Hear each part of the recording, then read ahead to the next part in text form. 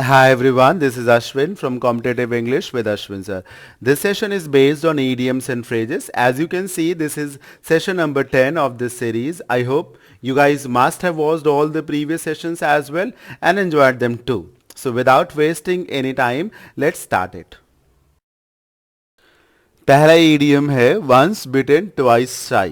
Once bitten twice shy meaning पढ़िए an unpleasant experience results in caution for future actions मतलब कभी आपका अनुभव अच्छा ना रहा हो जिसकी वजह से आप भविष्य की सारी घटनाओं को लेकर सारे कार्यों को लेकर बहुत ही सचेत हो जाएं, एक्स्ट्रा अलर्ट हो जाएं, बहुत ही कॉशन के साथ आगे बढ़े, फूंक फूंक कर कदम रखना। क्यों? क्योंकि एक बार आपको चोट लग चुकी है।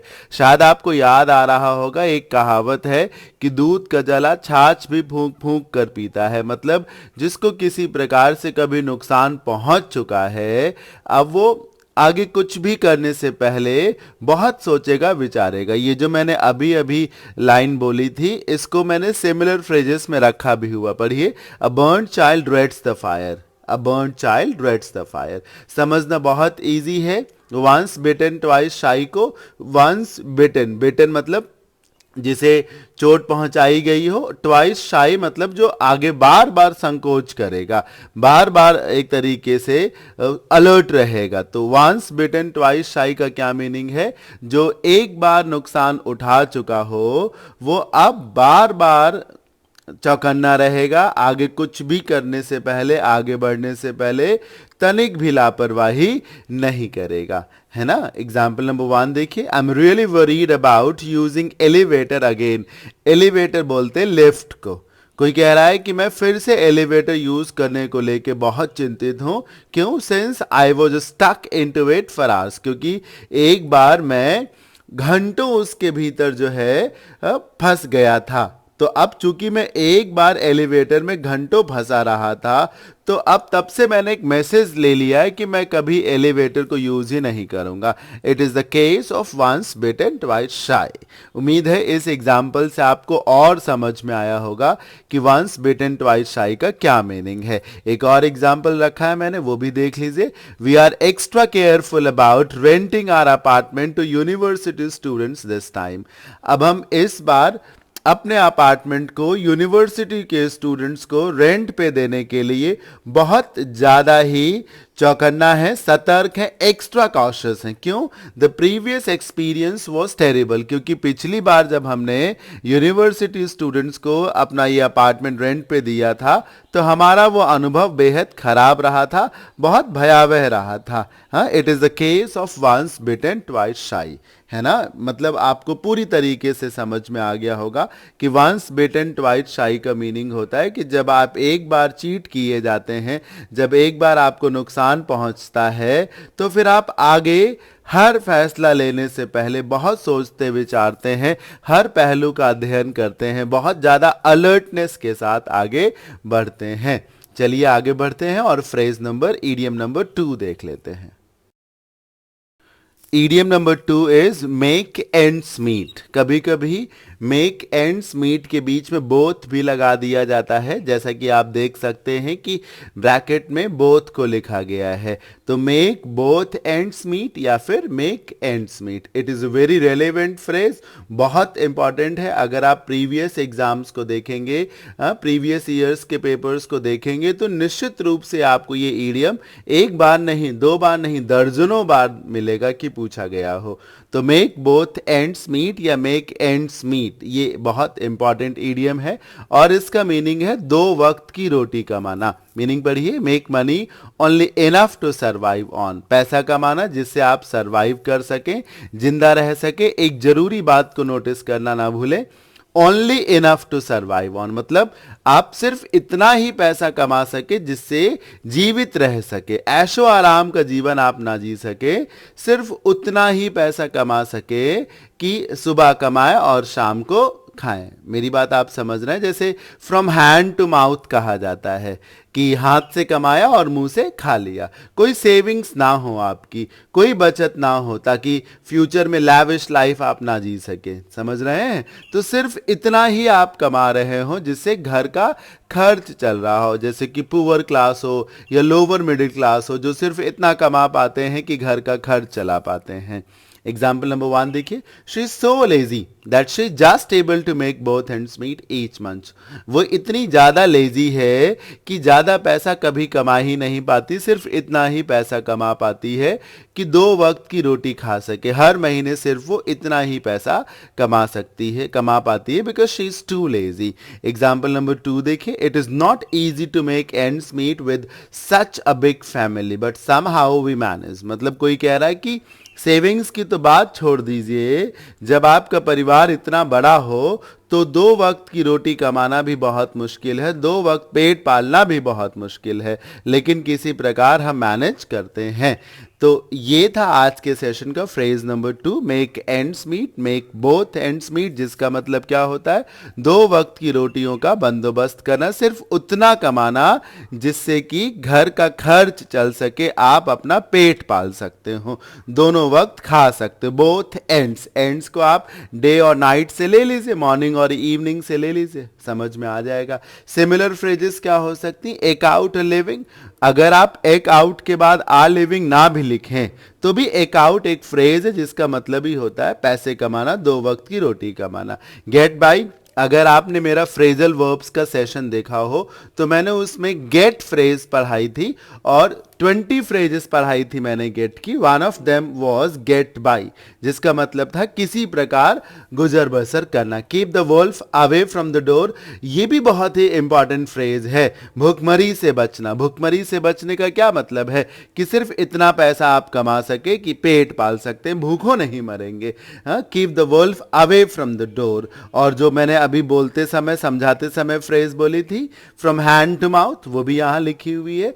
तो ये थी phrase number 2, make both hands meet, जिसका मतलब क्या है? 2 वक्त की रोटी कमाना। चलिए आगे बढ़ते हैं।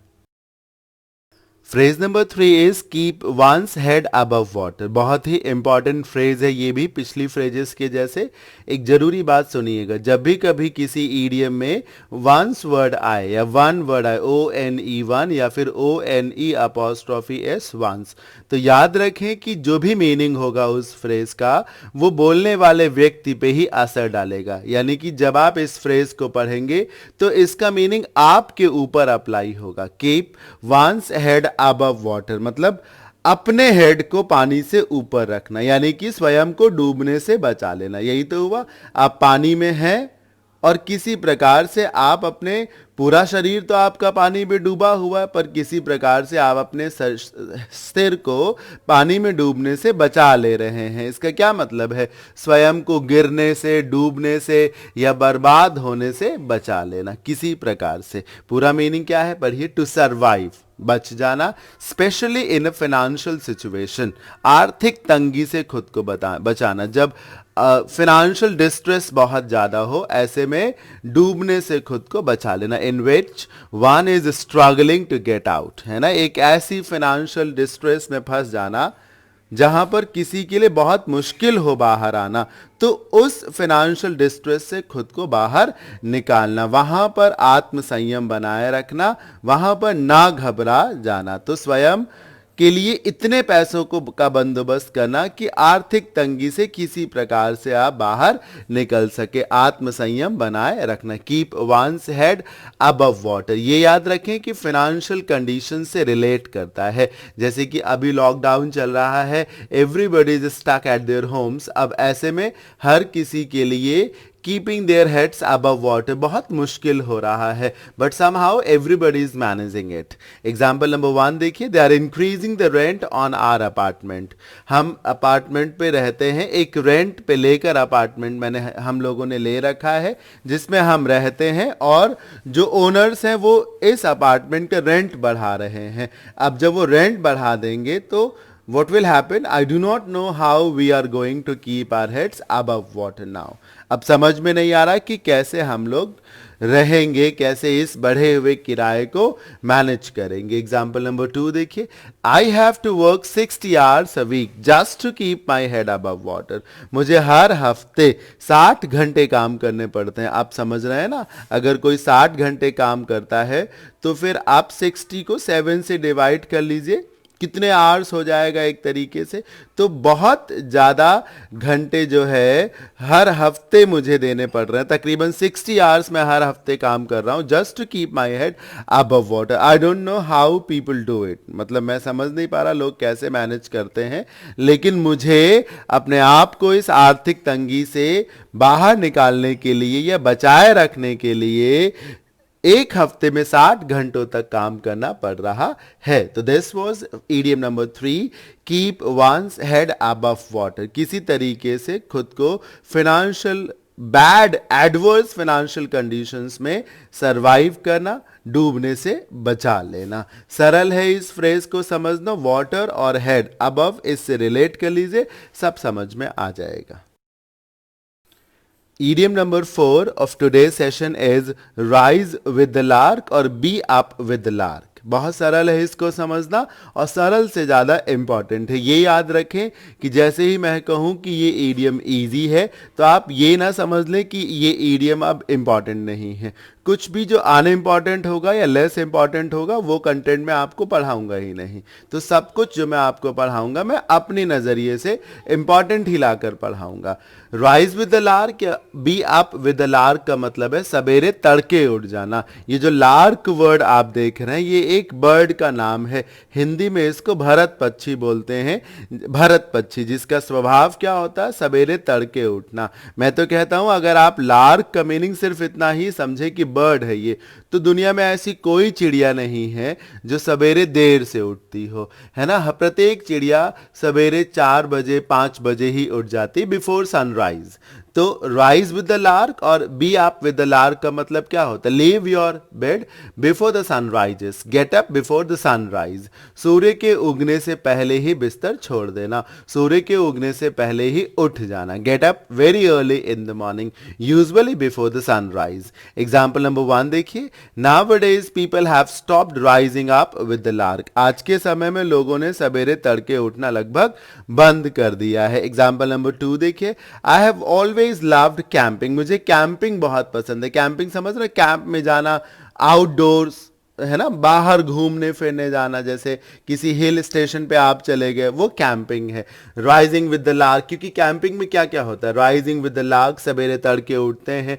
Cooking breakfast over an open fire, आग जला करके लोग ब्रेकफास्ट रेडी करते हैं. एक्सप्लोरिंग द ग्रेट आउटडोर्स, और बाहर खूब घूमते हैं अच्छी अच्छी जगहों पे. It is all wonderful. आपको कैंपिंग याद आ रही होगी अगर आपने एनसीसी किया हो या वैसे भी अगर आप घूमने गए हो. तो सवेरे तड़के उठना, फिर आग जलाना, आग सेकना, खाने पीने की चीज़ें उसी ओपन फायर में बनाना, और फिर सुनहरी वादियों में घूमना. It is all wonderful. तो ये था आज के सेशन का idiom number 4, rise with the lark और be up with the lark. Meaning क्या है? Get up early in the morning, usually before the sunrise. Lark एक बर्ड है जो कि जल्दी उठ जाता है, इसी वजह से इसका मीनिंग भी यही है, सवेरे जल्दी उठ जाना. I hope you guys are enjoying this session. मुझे पूरी उम्मीद है कि आप सबको ये सेशन अच्छा लग रहा होगा. चलिए आगे बढ़ते हैं और ईडियम नंबर 5 को देखते हैं. It stands to reason. It stands to reason का मतलब है कि अर्थ बनता है, तर्क बनता है, एक लॉजिक बनता है. मतलब जो कुछ भी कहा जा रहा है वो तर्कपूर्ण है, समझ में आता है. It stands to reason. Meaning को पढ़िए. टू बी सेंसिबल और अंडरस्टैंडेबल, मतलब जो चीज़ आपको तर्कपूर्ण लग रही है, समझने लायक लग रही है, जो कुछ भी कहा जा रहा है उसके पीछे एक लॉजिक है ना, एक बेकार की बात नहीं कही जा रही है. एग्जाम्पल नंबर 1 देखिए. If her friends don't want to go, it stands to reason that she won't want to go either. अगर उसके दोस्त नहीं जाना चाहते हैं तो एक बात आप ये भी समझ लीजिए कि मुझे पूरी जानकारी है कि वो भी नहीं जाना चाहती। अगर उसके दोस्त नहीं जाना चाहते हैं बाहर, तो इस बात में भी वजन है कि वो भी बाहर नहीं जाना चाहती। She does not want to go out either. Example number 2 देखिए, it stands to reason that you will not be able to complete the marathon if you are not able to run for more than a mile per day. अगर आप रोज 1 मील से ज्यादा नहीं दौड़ सकते हैं तो ये बात तर्कपूर्ण है, हाँ, ये बात सच है कि आप एक मैराथन को नहीं कंप्लीट कर सकेंगे। आपके लिए किसी मैराथन में पार्टिसिपेट करना यूजलेस होगा। अगर आप रोज 1 मील से ज्यादा नहीं चल सकते हैं, नहीं दौड़ सकते हैं, तो it stands reason that there is no use participating in a marathon for you. It stands to reason मतलब बात समझ में आती है, तर्क है, वजह है, कारण है। आगे बढ़ते हैं और ईडियम नंबर 6 को देखते हैं। जो आज के सेशन का फ्रेज नंबर 6 है, इट इज इन वेन। इसको समझना क्या, आपको इसे याद करना है। कैसे? VAIN, वेन का मतलब ही होता है व्यर्थ। तो इन वेन मतलब व्यर्थ में, कोई चीज जो बेकार की है, तर्कहीन है, महत्वहीन है, प्रभावहीन है, जिससे कोई रिजल्ट, कोई फायदा नहीं मिलने वाला है आपको। यूजलेस और फ्यूटाइल, यील्डिंग नो रिजल्ट्स मतलब जो चीजें गैर जरूरी हो, अनुप्रयोगी हो, फ्यूटाइल हो, निरर्थक हो, यील्डिंग नो रिजल्ट, जिनका कोई रिजल्ट्स, जिनका कोई नतीजा ना आए। इन वेन का ये मीनिंग है।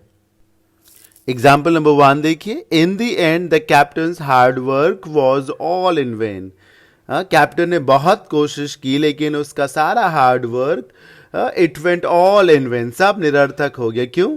When the team lost the match, जब टीम हार गई तो कैप्टन ने बहुत कोशिश की to lead the team to victory, but his efforts ended in vain, व्यर्थ हो गए क्योंकि टीम जो थी वो मैच हार गई। एग्जाम्पल नंबर 2 देखिए, from the day I lost my dog, जिस दिन से मेरा कुत्ता खोया, I lost my dog, I have been trying to find it but all in when.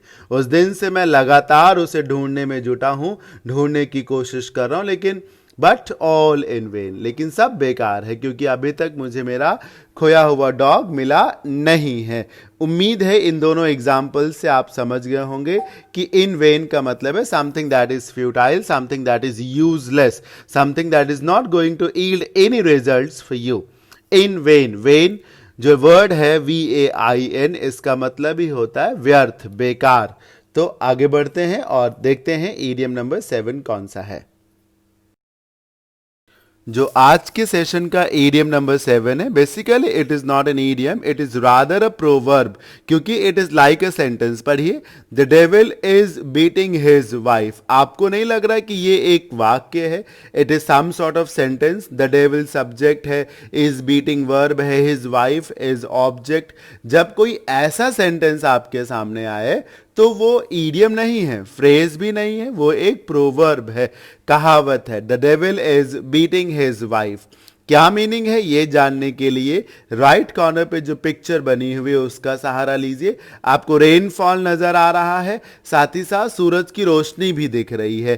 प्रायः ऐसा होता तो नहीं है, पर कभी कभी ऐसा होता है कि धूप निकली हुई होती है और बारिश भी हो रही होती है। जब धूप निकली हुई हो और बारिश भी हो रही हो, इसी को कहा जाता है that the devil is beating his wife. Meaning पढ़िए, raining whereas the sun is shining.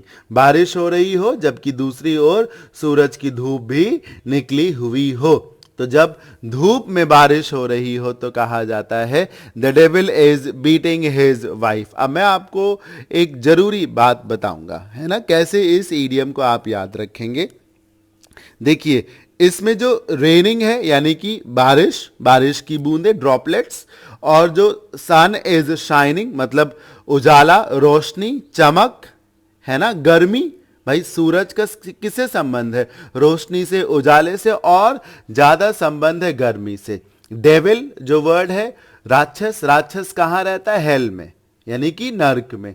मैं जो बोलूंगा उसे ध्यान से सुनिएगा, क्योंकि इंग्लिश में बहुत सारे ईडियम्स जो हैं वो ऐसी ही बैड स्टोरीज से आए हैं, है ना, जहां भूत प्रेत की बात होती है, जहां नर्क की बात होती है, ऐसी ऐसे तमाम फ्रेजेस हैं जिनमें इन चीजों का यूज हुआ है।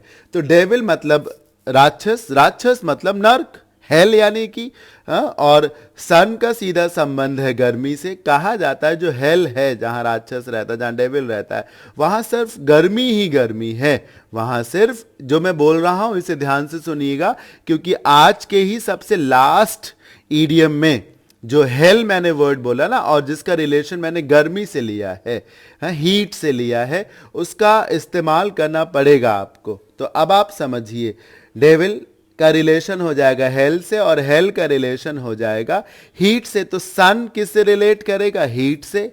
और जो वाइफ है उसकी, जब डेविल उसको पीट रहा होगा तो उसकी वाइफ रो रही होगी, आंसुओं की बारिश हो रही होगी, यानी कि धूप निकली हुई है और बारिश हो रही है। धूप निकली हुई यानी कि जो डेविल है, जो हेल है ना, जो राक्षस है, वो अपनी पत्नी को पीट रहा है, जिसकी वजह से वो रो रही है, और जब वो रो रही है तो बारिश हो रही है। यही इसका सही रिलेशन है, यही इसके पीछे का लॉजिक है। आप इसे बिल्कुल भी मजाक में ना लें, यही इसका लॉजिक है। आप गूगल करके the devil is beating his wife का मीनिंग भी समझ सकते हैं, कहां से ये फ्रेज आई है, कहां से ये प्रोवर्ब आई है। इसके ओरिजिन को आप जब देखेंगे तो जो मैंने बताया है सिमिलर मीनिंग ही, सिमिलर नेचर आपको वहां भी दिखेगा। एग्जाम्पल नंबर 1 देखिए, today the devil is beating his wife in our city. क्यों? It is raining cats and dogs and the sun is also shining. है ना, बारिश भी हो रही है। Raining in cats and dogs का मतलब है मूसलाधार बारिश हो रही, रेनिंग कैट्स एंड डॉग्स, और धूप में निकली हुई है। It is what? The devil is beating his wife. Example number 2 देखिए, yesterday I witness such rare event. कल मैंने एक बड़ा ही अजीबो गरीब इवेंट देखा। क्या? The devil was beating his wife. है ना, मतलब मैंने देखा कि धूप निकली हुई थी और बारिश भी हो रही थी। Generally it does not happen कि धूप निकली हुई हो और बारिश भी हो रही हो। तभी for me that was a rare incident, that was a rare event. आगे बढ़ते हैं और देखते हैं ईडियम नंबर 8, 9 और 10 कौन से हैं। जो आज के सेशन का ईडियम नंबर 7 है, basically it is not an idiom, it is rather a proverb, क्योंकि it is like a sentence. पढ़िए, the devil is beating his wife. आपको नहीं लग रहा कि ये एक वाक्य है? It is some sort of sentence. The devil subject है, इज बीटिंग वर्ब है, हिज वाइफ इज ऑब्जेक्ट। जब कोई ऐसा सेंटेंस आपके सामने आए तो वो ईडियम नहीं है, फ्रेज भी नहीं है, वो एक प्रोवर्ब है, कहावत है। The devil is beating his wife. क्या मीनिंग है ये जानने के लिए राइट कॉर्नर पे जो पिक्चर बनी हुई है उसका सहारा लीजिए। आपको रेनफॉल नजर आ रहा है, साथ ही साथ सूरज की रोशनी भी दिख रही है। प्रायः ऐसा होता तो नहीं है, पर कभी कभी ऐसा होता है कि धूप निकली हुई होती है और बारिश भी हो रही होती है। जब धूप निकली हुई हो और बारिश भी हो रही हो, इसी को कहा जाता है that the devil is beating his wife. Meaning पढ़िए, raining whereas the sun is shining. बारिश हो रही हो जबकि दूसरी ओर सूरज की धूप भी निकली हुई हो। तो जब धूप में बारिश हो रही हो तो कहा जाता है the devil is beating his wife. अब मैं आपको एक जरूरी बात बताऊंगा, है ना, कैसे इस ईडियम को आप याद रखेंगे। देखिए, इसमें जो रेनिंग है यानी कि बारिश, बारिश की बूंदे, ड्रॉपलेट्स, और जो सन इज शाइनिंग मतलब उजाला, रोशनी, चमक, है ना, गर्मी। भाई सूरज का किससे संबंध है? रोशनी से, उजाले से, और ज्यादा संबंध है गर्मी से। डेविल जो वर्ड है, राक्षस, राक्षस कहाँ रहता है? हेल में, यानी कि नर्क में।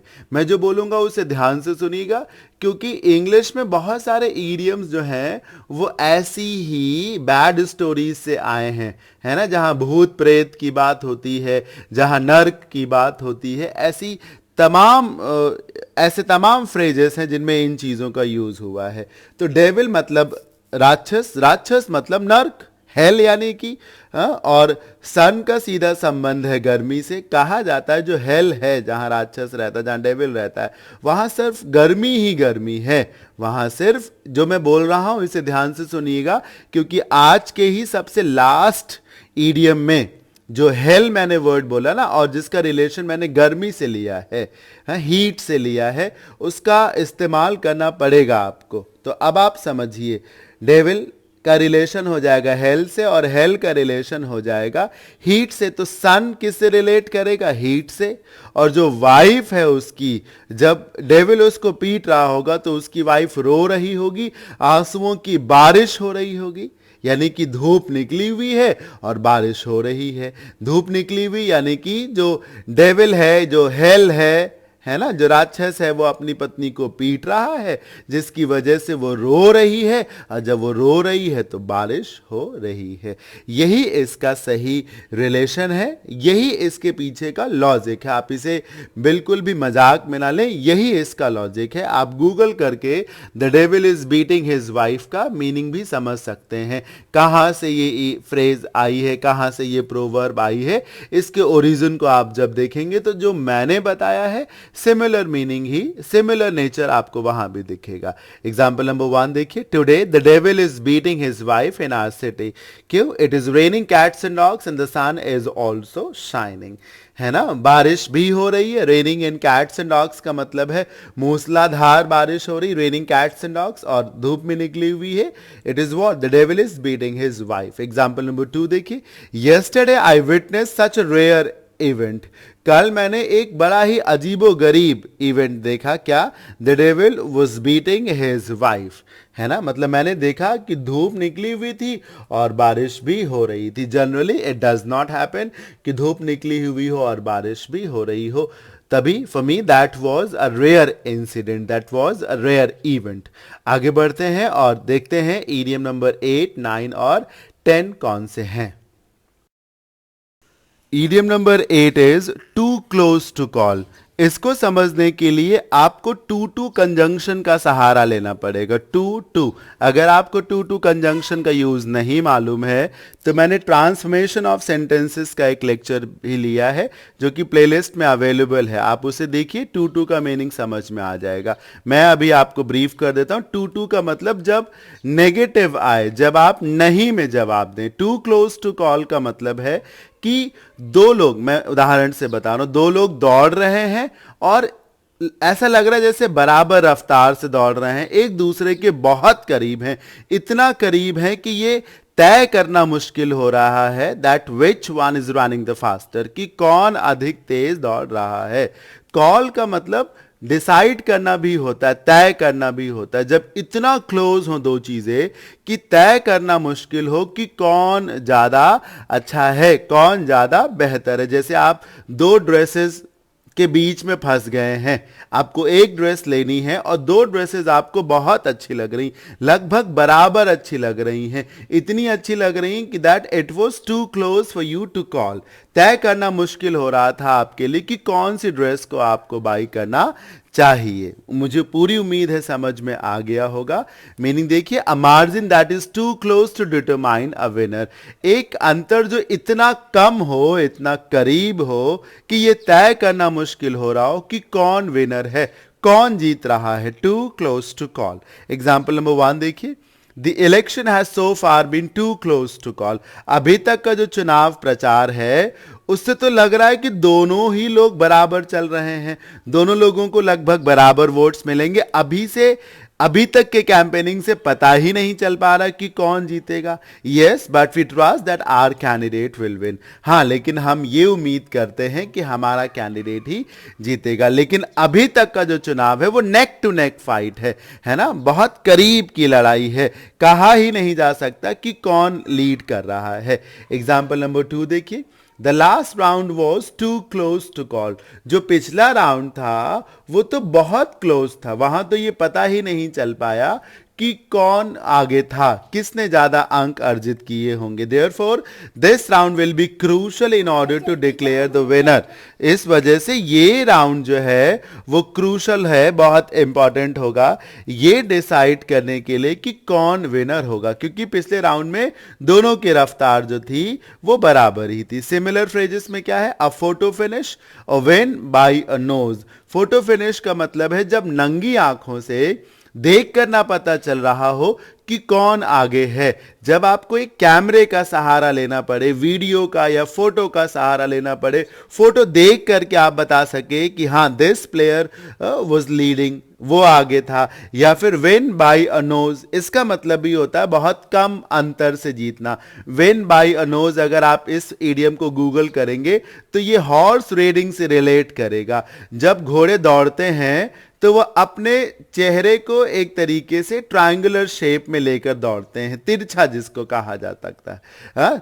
जिसकी वजह से जब वो जीतते हैं या फिर जो भी घोड़ा जीतता है, सबसे पहले जो टेप होता है उससे घोड़े की नाक टकराती है, तो जिससे पता चलता है कि ये जीता है। विन बाय अ नोज का ये मतलब है जिस घोड़े की नाक पहले टकराएगी उस टेप से, हाँ, जो कि लास्ट लाइन पे है, वो घोड़ा जो है वो विनर होगा।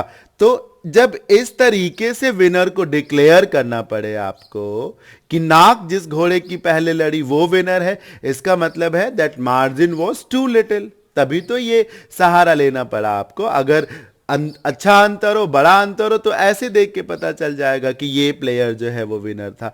तो टू क्लोज टू कॉल का मतलब है जब चीजों के बीच का फासला, अंतर इतना कम हो कि ये असर्टेन करना, ये डिटरमाइन करना कि कौन ज्यादा अच्छा है, कौन बेहतर है, बहुत मुश्किल हो रहा हो, तकरीबन असंभव हो रहा हो जो बेहतर है उसे चूज करना। Idiom number 9 is all that glitters is not gold. ये भी एक प्रोवर्ब है क्योंकि ये भी एक सेंटेंस है, all that glitters is not gold.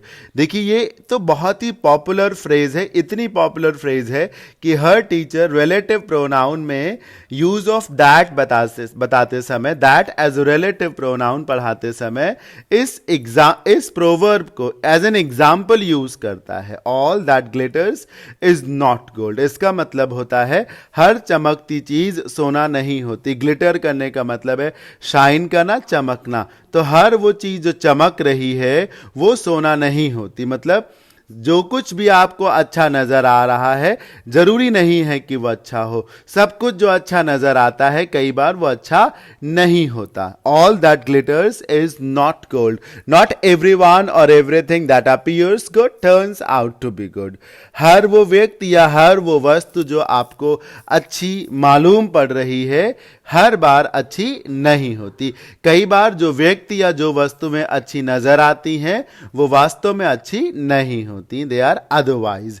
Example number 1 देखिए, my grandmother always advises me to be careful about making new friends. मेरी दादी माँ हमेशा मुझे ये सलाह देती रहती हैं कि जब भी कभी नए दोस्त बनाओ तो बहुत ही सतर्क होकर बनाओ, because all that glitters is not gold, कि हर अच्छा दिखने वाला व्यक्ति हमेशा अच्छा नहीं होता, कभी वो खराब भी हो सकता है। Let's read out example number 2।